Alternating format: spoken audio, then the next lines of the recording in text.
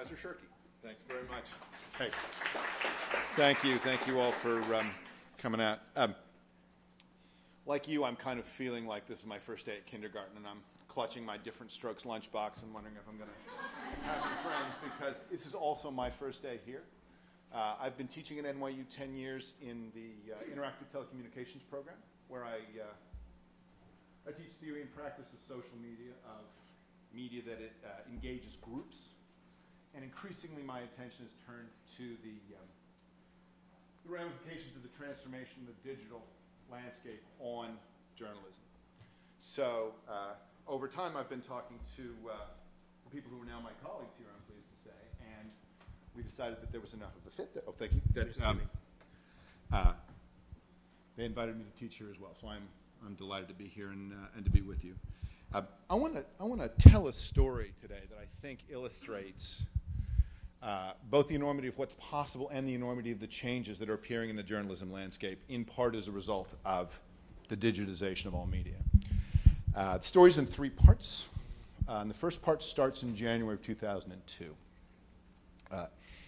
In that year, January 3rd of 2002, the Boston Globe launched an amazing story about a priest named Father John Geoghegan, who had worked in the Archdiocese of Eastern Massachusetts and had, during his tenure with the church, raped or fondled many children in his care. And this was shocking enough that there was a pedophile priest in the church. But what was even more shocking was the Catholic Church's reaction. Whenever there would be an outbreak, whenever this would threaten to become public knowledge, the church would go in, they would offer money to the afflicted family in return for their silence. They took Geoghegan, they put him into therapy, which never worked, and they assigned him to another parish, never telling the new parish why he had been moved there. And in this way, Geoghegan was able to continue to abuse boys in his care for decades. And ultimately, 130 charges of rape or abuse were laid at his feet. This scandalized and shocked the Catholic laity in Boston. It kicked off a conversation that has now gone worldwide about the Catholic Church's treatment of pedophile priests in their ranks. Just this summer, in Ireland and Germany, the church was forced to hand over their records on similar cases to the police in those countries. And there is an unbroken link between the original Spotlight report, the Boston Globe's investigative unit, the original Spotlight report in January of 2002, and the events of this summer. It's really easy to be cynical about journalism, right? People chasing Britney Spears' latest DUI, or hyper-partisan bickering in a fact-free zone, or bland political coverage. And all of those things are true, and they are all problems. But even in that landscape, it is possible to point to things like the Boston Globe's reporting and say, there. That is the kind of journalism that took otherwise defenseless people, and it held an organization that was not doing right by them. It held that organization to account. And it did it in a way that was not episodic but systemic. The Boston Globe story looks like the classic template of investigative reporting, where you take a fact that was not previously known, you make it public, you distribute it to the people who care about it, and you get the good effects. But the interesting thing about the Boston Globe story is that when you actually look at how the story went worldwide and persisted for a decade, it doesn't actually match that template. It wasn't that the facts were unknown, and it wasn't that the Globe distributed them worldwide that created the effect. In a weirdly eerie parallel, there was a priest named John Porter in 1992 who had raped or abused 100 boys in his care in the Archdiocese of Eastern Massachusetts, and he was brought to trial, and that trial was reported by the Boston Globe. It was almost an identical story down to the various participants. Cardinal Law, in fact, was even the head of the respective churches in both cases, separated by 10 years. In '92, that story shocked the Catholic laity in Boston, and then it went nowhere. It just died. It was a terrible thing that had happened, but the church said this had never happened before. This has never happened anywhere else. We will see to it that it never happens again. And that was that for the story. Right? In 2002, all of those claims by the church turned out not to have been true. Right? So what changed between 92 and 2002? It wasn't the church. They were operating in the same pattern that they'd been operating in before. It wasn't the fact that the facts had become exposed. They had been exposed before. What changed was the way the story moved. Walter Robinson, who runs the Spotlight unit at the Globe, said, within a couple of days of publishing that story, we got mail from Australia saying, could you send those reporters down here? Because we think we may have that problem too. Right? Now, the Boston Globe does not distribute a lot of copies to Australia, like none. Right? The Boston Globe didn't distribute the story. The Boston Globe's readers distributed the story. The audience for the story in 1992 was Bostonians, whether they were Catholic or not. The audience for the story in 2002 was Catholics, whether they were Bostonian or not. In 92, the audience were atomized, local consumers of news. In 2002, they were networked, connected users of news. And one of the things they were able to do is to talk about that story not just around kitchen tables and water coolers, but to talk about that story between Boston and Sydney and Waltham and Brisbane. Right? And that transformation, right, is part two of the story, the hybridization between the serious investigative journalism of the Globe and the use of that story by the audience members who cared. And this is what's led to the worldwide change in the attitude towards the church's policing of its own priests. In 2005, there was a documentary made about John Gagan and the trial in Boston. And the Italian parliament voted not to allow RAI to air the documentary, the local television station to air the documentary, an act of parliament preventing a television station from showing a particular piece of content. So it just went on YouTube, and that was that, right? Parliament discovered that just because they wanted their citizens not to have a particular piece of information and were even willing to pass a law to that effect didn't mean they could actually stop their citizens from having that information. And that transformation, that hybridization, means that we are moving from a world of readers of news to users of news in the newspaper world. Which brings me to part three of the story. The same medium, the digital medium that allowed for that hybridization, the internet, the web, mobile phones, applications built on top of them, is also killing the Boston Globe. Right? The Boston Globe is shrinking. Its advertising budget is down, its page count is down, its head count is down, its ambitions are down. The Boston Globe is a smaller organization than it was in 2002. In fact, in retrospect, 2002 may have been the high watermark of their influence on the world. And this isn't happening because of any bad thing to journalism. The web's effect on journalism has been mainly positive. It's happening because a world in which journalists and citizens can get together more easily is also a world in which advertisers and consumers can get together more easily. The principal funder of the Boston Globe's investigative unit wasn't the subscribers to the Boston Globe. It was Best Buy. And Best Buy didn't think, oh, we should give the Boston Globe money because maybe something bad is happening in the Catholic Church. They gave the Boston Globe money because they wanted people to buy flat-screen TVs.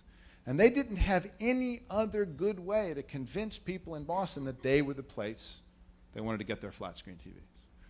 And now Best Buy does have other ways to do that. They have lots and lots of other ways to do that. They have lots and lots of other ways that are much, much better than the Boston Globe for doing that. And this isn't just a problem, obviously, with the Boston Globe. It's September 1st. On the 30th of this month, the newspaper industry will complete its 22nd consecutive quarter of year-on-year revenue decline.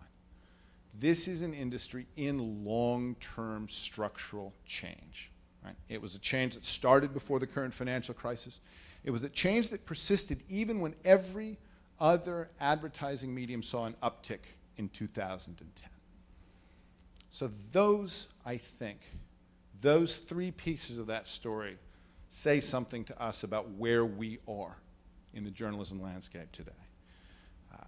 Democracies need investigative reporting, especially large technocratic democracies with institutions that have enormous effects on our lives.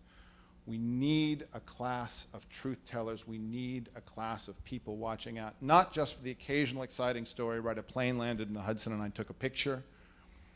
We need people to do the boring work of going down to the city council again today to see whether or not they're doing the right thing. Right?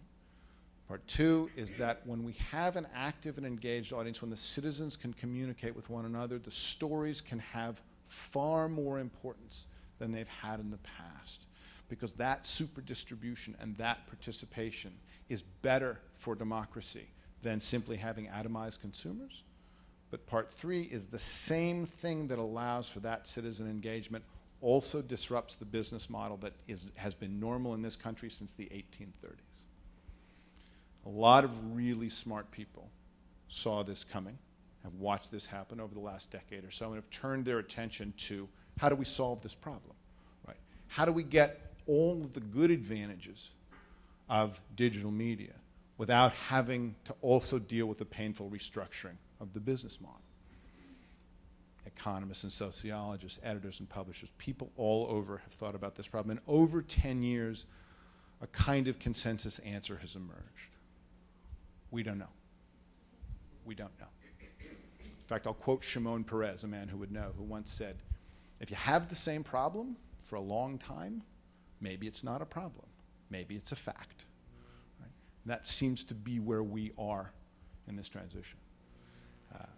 During the 10 years in which it became apparent that the digitization of all media really was going to restructure journalism, several dichotomies were proposed for thinking about this business of the existing media and the upstarts and insurgents.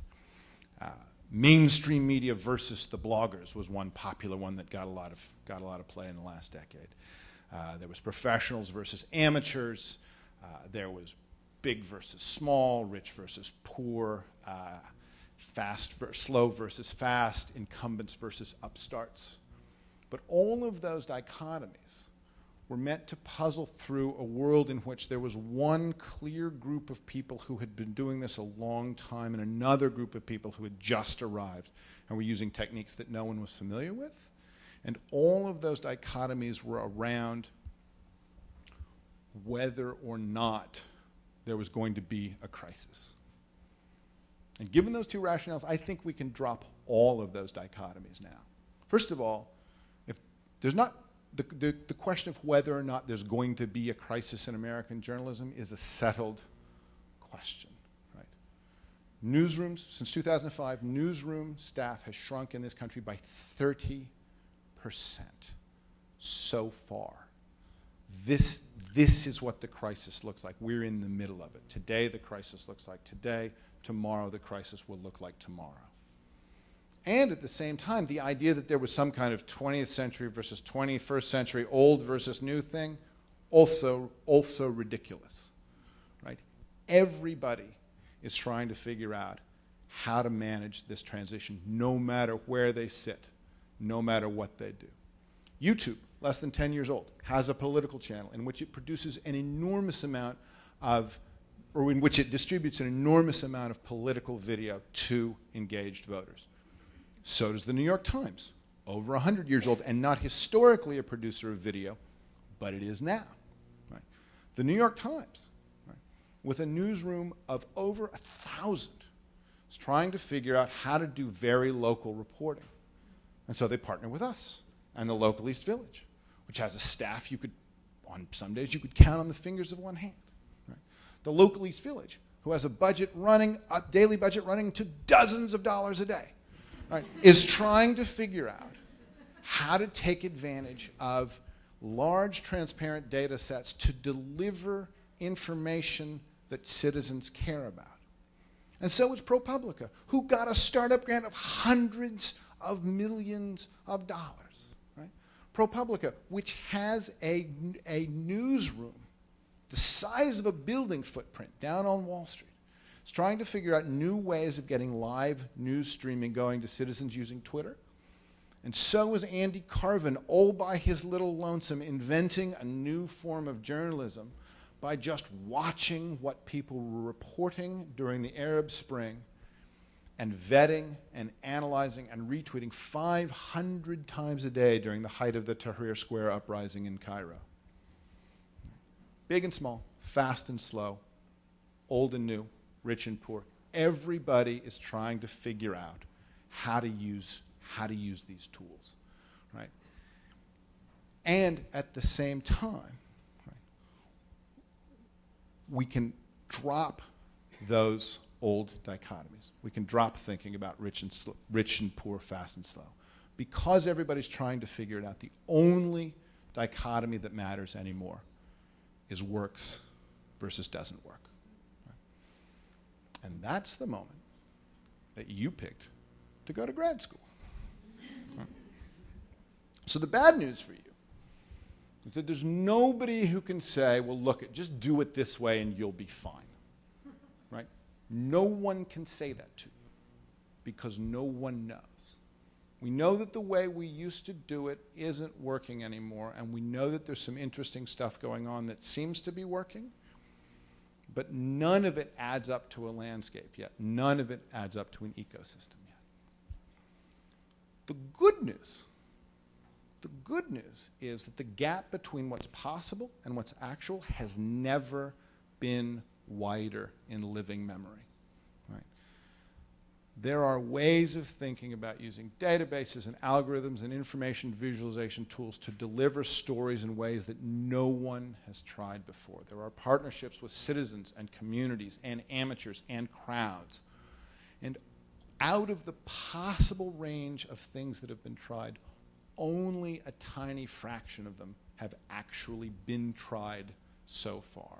And of the ones that have been tried, no one knows which of those are going to last in the long term.